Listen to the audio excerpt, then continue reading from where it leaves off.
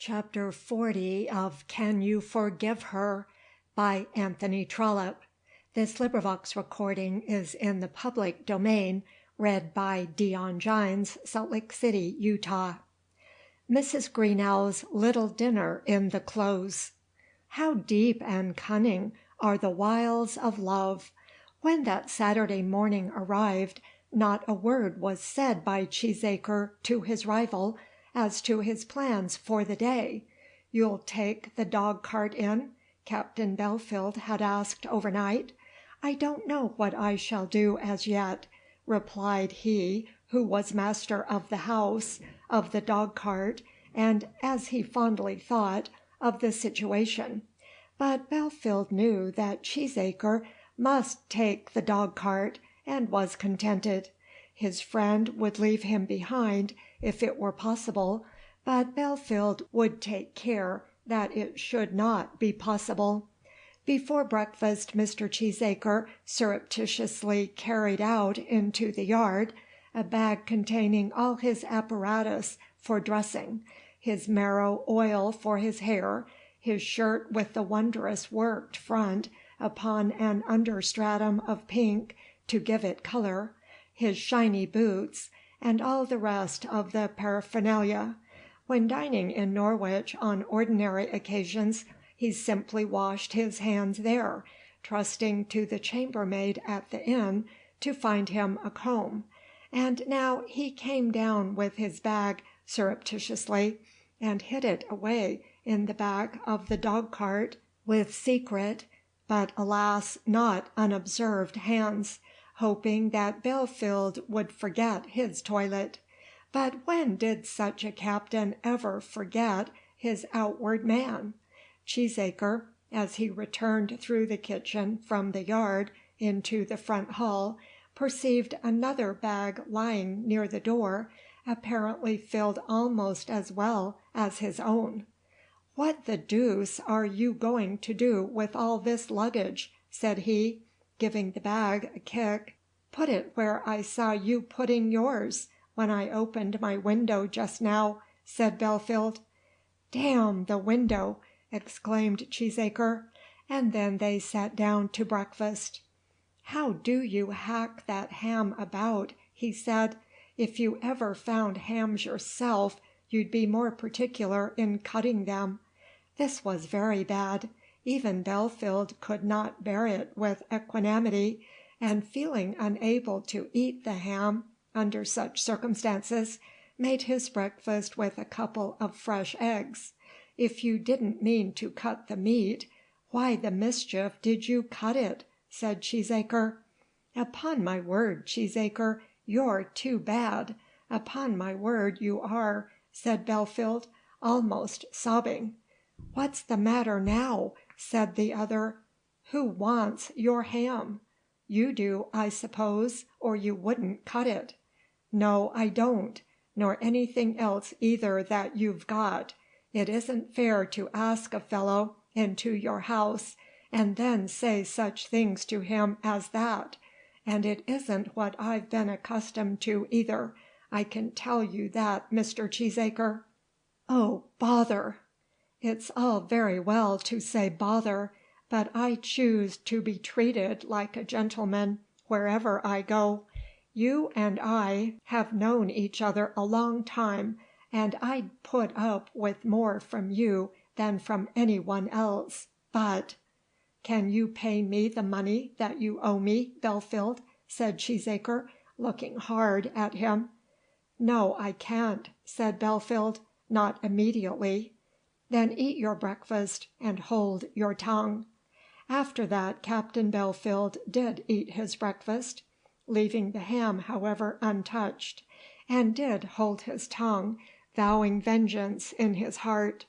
But the two men went into Norwich more amicably together than they would have done had there been no words between them. Cheesacre felt that he had trespassed a little, and therefore offered the captain a cigar as he seated himself in the cart. Belfield accepted the offering, and smoked the weed of peace. "Now," said Cheesacre, as he drove into the Swan yard, What do you mean to do with yourself all day?" "I shall go down to the quarters and look the fellows up." "All right. But mind this, Belfield, it's an understood thing that you're not to be in the Close before 4." "I won't be in the Close before 4." "Very well, that's understood. If you deceive me, I'll not drive you back to Oileymead to night." In this instance, Captain Belfield had no intention to deceive. He did not think it probable that he could do himself any good by philandering about the widow early in the day. She would be engaged with her dinner and with an early toilet. Captain Belfield, moreover, had learned from experience that the first comer has not always an advantage in ladies' society. The mind of a woman is greedy after novelty, and it is upon the stranger, or upon the most strange of her slaves around her, that she often smiles the sweetest. The cathedral clock, therefore, had struck 4 before Captain Belfield rang Mrs. Greenow's bell, and then, when he was shown into the drawing-room, he found Cheesacre there alone, redolent with the marrow oil and beautiful with the pink bosom. "Haven't you seen her yet?" asked the captain, almost in a whisper. "No," said Cheesacre sulkily. "Nor yet Charlie Fairstairs?" "I've seen nobody," said Cheesacre. But at this moment he was compelled to swallow his anger, as Mrs. Greenow, accompanied by her lady guest, came into the room. "Whoever could have expected 2 gentlemen to be so punctual?" said she, "especially on market day." "Market day makes no difference when I come to see you," said Cheesacre, putting his best foot forward, while Captain Belfield contented himself with saying something civil to Charlie. He would bide his time and ride a waiting race. The widow was almost gorgeous in her weeds. I believe that she had not sinned in her dress against any of those canons which the semi-ecclesiastical authorities on widowhood have laid down as to the outward garments fitted for gentlemen's relics. The materials were those which are devoted to the deepest conjugal grief. As regarded every item of the written law, her suttee worship was carried out to the letter. There was the widow's cap, generally so hideous, so well known to the eyes of all men, so odious to womanhood. Let us hope that such headgear may have some assuaging effect on the departed spirits of husbands. There was the dress of deep, clinging, melancholy crape, of crape which becomes so brown and so rusty, and which makes the 6 months' widow seem so much more afflicted a creature than she whose husband is just gone, and whose crape is therefore new. There were the trailing weepers, and the widow's kerchief pinned close round her neck, and somewhat tightly over her bosom. But there was that of genius about Mrs. Greenow, that she had turned every seeming disadvantage to some special profit, and had so dressed herself that though she had obeyed the law to the letter, she had thrown the spirit of it to the winds. Her cap sat jauntily on her head, and showed just so much of her rich brown hair as to give her the appearance of youth which she desired. Cheesacre had blamed her in his heart for her private carriage, but she spent more money, I think, on new crape than she did on her brougham. It never became brown and rusty with her, or formed itself into old lumpy folds, or shaped itself round her like a grave cloth. The written law had not interdicted crinoline, and she loomed as large with weeds, which with her were not sombre, as she would do with her silks when the period of her probation should be over. Her weepers were bright with newness, and she would waft them aside from her shoulder with an air which turned even them into auxiliaries. Her kerchief was fashioned close round her neck and close over her bosom, but Jeanette well knew what she was doing as she fastened it, and so did Jeanette's mistress. Mrs. Greenow would still talk much about her husband, declaring that her loss was as fresh to her wounded heart as though he, on whom all her happiness had rested, had left her only yesterday. But yet she mistook her dates, frequently referring to the melancholy circumstance as having taken place 15 months ago. In truth, however, Mr. Greenow had been alive within the last 9 months, as everybody around her knew. But if she chose to forget the exact day, why should her friends or dependents remind her of it? No friend or dependent did remind her of it, and Charlie Fairstairs spoke of the 15 months with bold confidence, false-tongued little parasite that she was. "Looking well," said the widow, in answer to some outspoken compliment from Mr. Cheesacre. "Yes, I'm well enough in health, and I suppose I ought to be thankful that it is so. But if you had buried a wife whom you had loved within the last 18 months, you would have become as indifferent as I am to all that kind of thing." "I never was married yet," said Mr. Cheesacre, "and therefore you know nothing about it. Everything in the world is gay and fresh to you. If I were you, Mr. Cheesacre, I would not run the risk. It is hardly worth a woman's while, and I suppose not a man's. The sufferings are too great." Whereupon she pressed her handkerchief to her eyes. "But I mean to try all the same," said Cheesacre, looking the lover all over as he gazed into the fair one's face. "I hope that you may be successful, Mr. Cheesacre, and that she may not be torn away from you early in life. Is dinner ready, Jeanette? That's well. Mr. Cheesacre, will you give your arm to Miss Fairstairs?"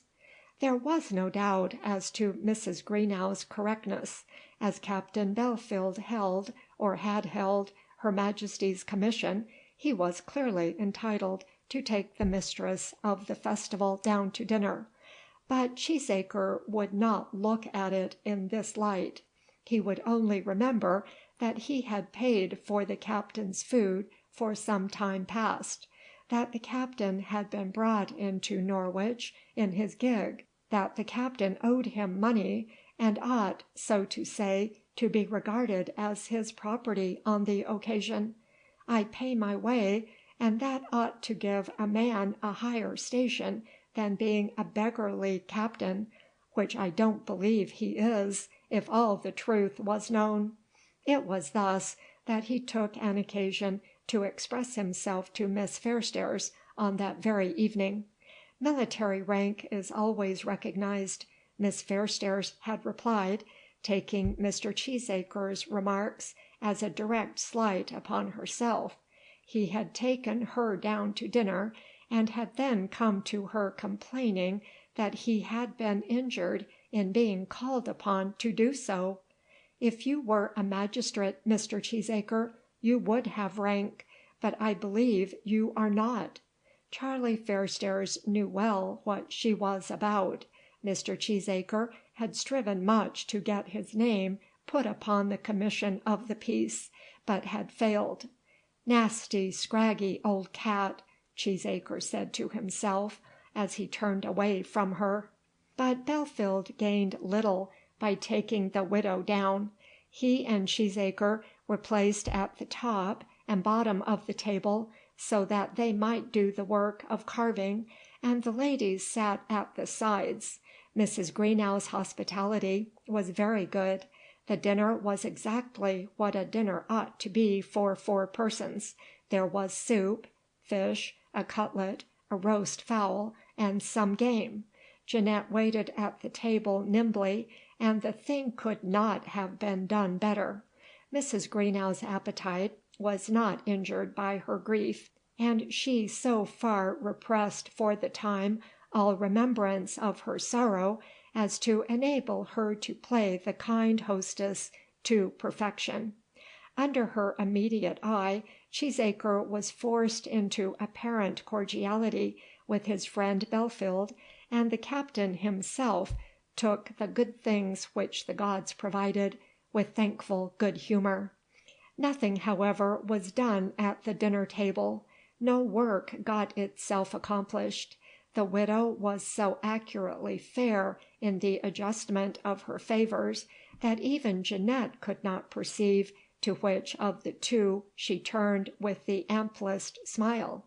She talked herself, and made others talk, till Cheesacre became almost comfortable, in spite of his jealousy. "And now," she said, as she got up to leave the room, when she had taken her own glass of wine, "we will allow these two gentlemen just half an hour, Charlie? And then we shall expect them upstairs."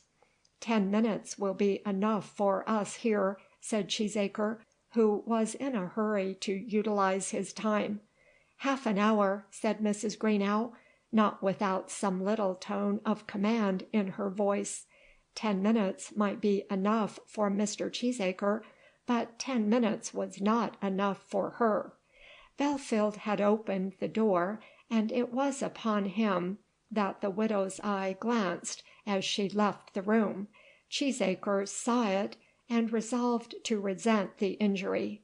"I'll tell you what it is, Belfield," he said, as he sat down moodily over the fire, "I won't have you coming here at all till this matter is settled." "Till what matter is settled?" said Belfield, filling his glass. "You know what matter I mean." "You take such a deuce of a time about it." "No, I don't. I take as little time as anybody could. That other fellow has only been dead about 9 months, and I've got the thing in excellent training already. And what harm do I do? You disturb me, and you disturb her. You do it on purpose. Do you suppose I can't see? I'll tell you what now. If you'll go clean out of Norwich for a month, I'll lend you £200 on the day she becomes Mrs. Cheesacre." "And where am I to go to?" "You may stay at Oileymead if you like, that is, on condition that you do stay there." "And be told that I hack the ham because it's not my own. Shall I tell you a piece of my mind, Cheesacre?" "What do you mean?" "That woman has no more idea of marrying you than she has of marrying the bishop. Won't you fill your glass, old fellow? I know where the tap is if you want another bottle. You may as well give it up, and spend no more money in pink fronts and polished boots on her account. You're a podgy man, you see, and Mrs. Greenow doesn't like podgy men." Cheesacre sat looking at him with his mouth open, dumb with surprise, and almost paralyzed with impotent anger. What had happened during the last few hours to change so entirely the tone of his dependent captain? Could it be that Belfield had been there during the morning, and that she had accepted him? "You are very podgy, Cheesacre," Belfield continued, "and then you so often smell of the farmyard, and you talk too much of your money and your property. You'd have had a better chance if you had openly talked to her of hers, as I have done. As it is, you haven't any chance at all." Belfield, as he thus spoke to the man opposite to him, went on drinking his wine comfortably, and seemed to be chuckling with glee. Cheesacre was so astounded, so lost in amazement that the creature whom he had fed, whom he had bribed with money out of his own pocket, should thus turn against him, that for a while he could not collect his thoughts or find voice wherewith to make any answer. It occurred to him immediately that Belfield was even now, at this very time, staying at his house, that he, Cheesacre, was expected to drive him, Belfield, back to Oileymead, to his own Oileymead, on this very evening, and as he thought of this, he almost fancied that he must be in a dream. He shook himself, and looked again, and there sat Belfield, eyeing him through the bright colour of a glass of port. "Now I've told you a bit of my mind, Cheesy, my boy," continued Belfield, "and you'll save yourself a deal of trouble and annoyance if you'll believe what I say. She doesn't mean to marry you. It's most probable that she'll marry me, but at any rate she won't marry you." "Do you mean to pay me my money, sir?" said Cheesacre at last, finding his readiest means of attack in that quarter. "Yes, I do." "But when? When I've married Mrs. Greenow, and therefore I expect your assistance in that little scheme. Let us drink her health. We shall always be delighted to see you at our house, Cheesy, my boy, and you shall be allowed to hack the hams just as much as you please."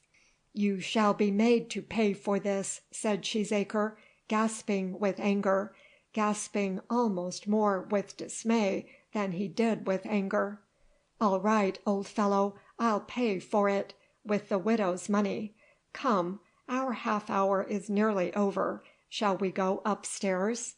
I'll expose you." "Don't now. Don't be ill-natured. Will you tell me where you mean to sleep to-night, Captain Belfield? If I sleep at Oileymead, it will only be on condition that I have one of the mahogany furnitured bedrooms. You'll never put your foot in that house again. You're a rascal, sir." "Come, come, Cheesy, it won't do for us to quarrel in a lady's house. It won't be the thing at all. You're not drinking your wine. You might as well take another glass, and then we'll go upstairs. You've left your traps at Oileymead, and not one of them you shall have till you've paid me every shilling you owe me. I don't believe you've a shirt in the world beyond what you've got there. It's lucky I brought one in to change, wasn't it, Cheesy? I shouldn't have thought of it only for the hint you gave me. I might as well ring the bell for Jeanette to put away the wine if you won't take any more." Then he rang the bell, and when Jeanette came he skipped lightly upstairs into the drawing-room. "Was he here before to-day?" said Cheesacre, nodding his head at the doorway through which Belfield had passed. "Who, the captain? Oh dear no. The captain don't come here much now, not to say often, by no means. He's a confounded rascal." "Oh, Mr. Cheesacre," said Jeanette. "He is, and I ain't sure that there ain't others nearly as bad as he is." "If you mean me, Mr. Cheesacre, I do declare you're a-wronging me, I do indeed. What's the meaning of his going on in this way?" "I don't know nothing of his ways, Mr. Cheesacre, but I've been as true to you, sir, so I have, as true as true," and Jeanette put her handkerchief up to her eyes. He moved to the door, and then a thought occurred to him. He put his hand to his trousers pocket, and turning back towards the girl, gave her half-a-crown. She curtsied as she took it, and then repeated her last words. "Yes, Mr. Cheesacre, as true as true." Mr. Cheesacre said nothing further, but followed his enemy up to the drawing-room. "What game is up now, I wonder?" said Jeanette to herself, when she was left alone. "They two'll be cutting each other's throatses before they've done, and then my missus will take the surwiver." But she made up her mind that Cheesacre should be the one to have his throat cut fatally, and that Belfield should be the survivor. Cheesacre, when he reached the drawing-room, found Belfield sitting on the same sofa with Mrs. Greenow, looking at a book of photographs which they both of them were handling together. The outside rim of her widow's frill on one occasion touched the captain's whisker, and as it did so the captain looked up with a gratified expression of triumph. If any gentleman has ever seen the same thing under similar circumstances, he will understand that Cheesacre must have been annoyed. "Yes," said Mrs. Greenow, waving her handkerchief, of which little but a 2-inch deep border seemed to be visible. Belfield knew at once that it was not the same handkerchief which she had waved before they went down to dinner. "Yes, there he is. It's so like him." And then she apostrophized the carte de visite of the departed one. "Dear Greenow, dear husband, when my spirit is false to thee, let thine forget to visit me softly in my dreams. Thou wast unmatched among husbands. Whose tender kindness was ever equal to thine? Whose sweet temper was ever so constant? Whose manly care so all sufficient?" While the words fell from her lips, her little finger was touching Belfield's little finger as they held the book between them. Charlie Fairstairs and Mr. Cheesacre were watching her narrowly, and she knew that they were watching her. She was certainly a woman of great genius and of great courage. Belfield, moved by the eloquence of her words, looked with some interest at the photograph.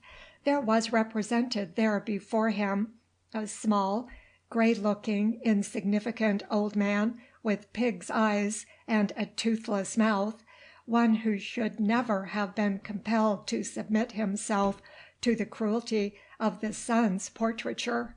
Another widow, even if she had kept in her book the photograph of such a husband, would have scrambled it over silently, would have been ashamed to show it.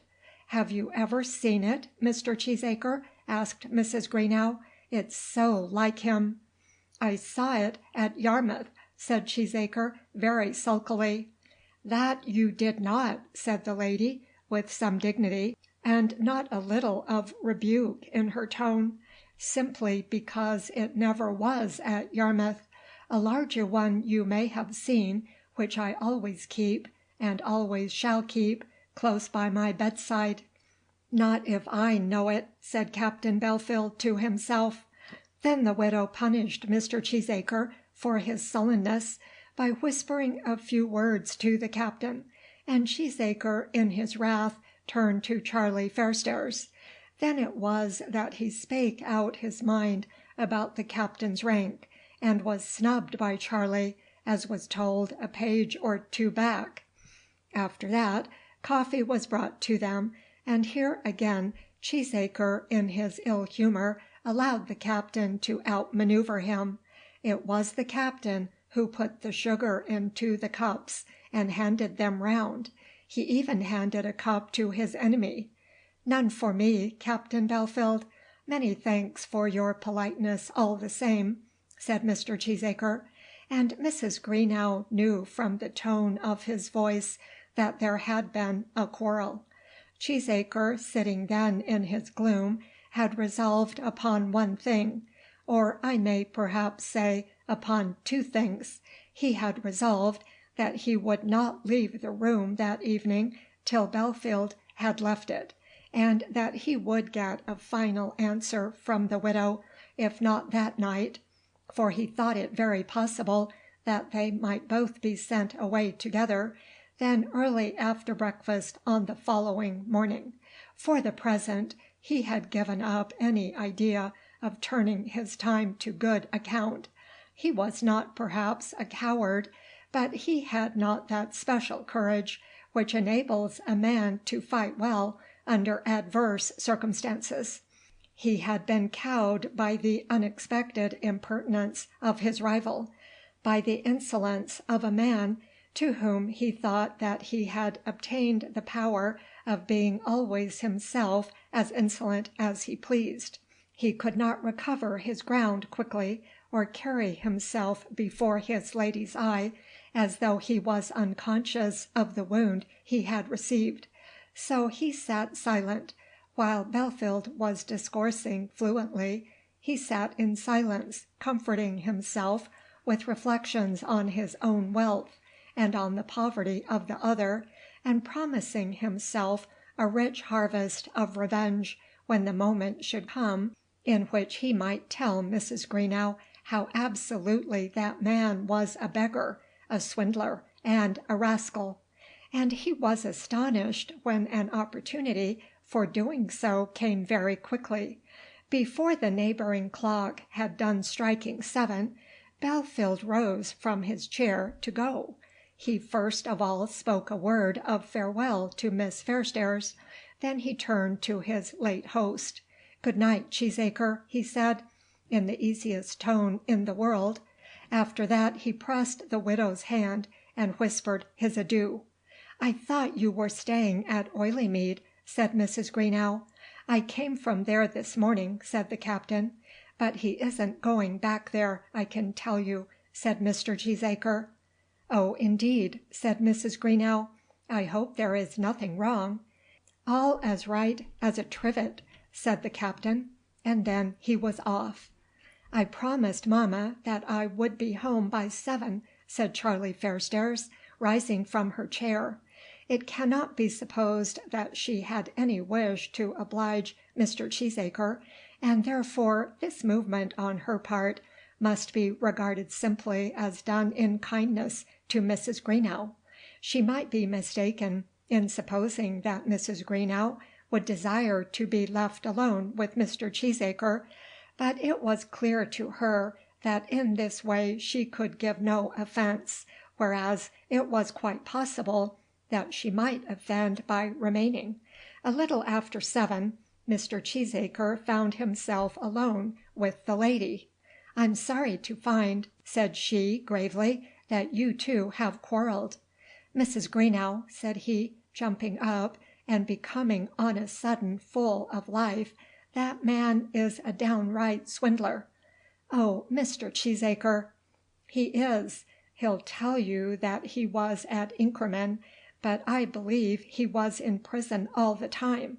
The captain had been arrested, I think twice, and thus Mr. Cheesacre justified to himself this assertion. "I doubt whether he ever saw a shot fired," he continued. "He's none the worse for that. But he tells such lies, and then he has not a penny in the world. How much do you suppose he owes me now?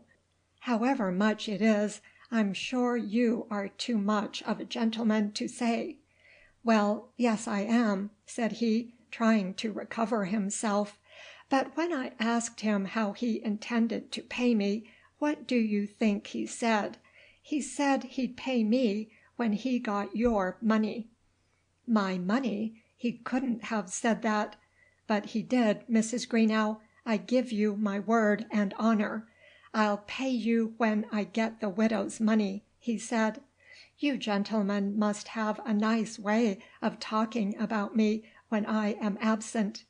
"I never said a disrespectful word about you in my life, Mrs. Greenow, or thought one.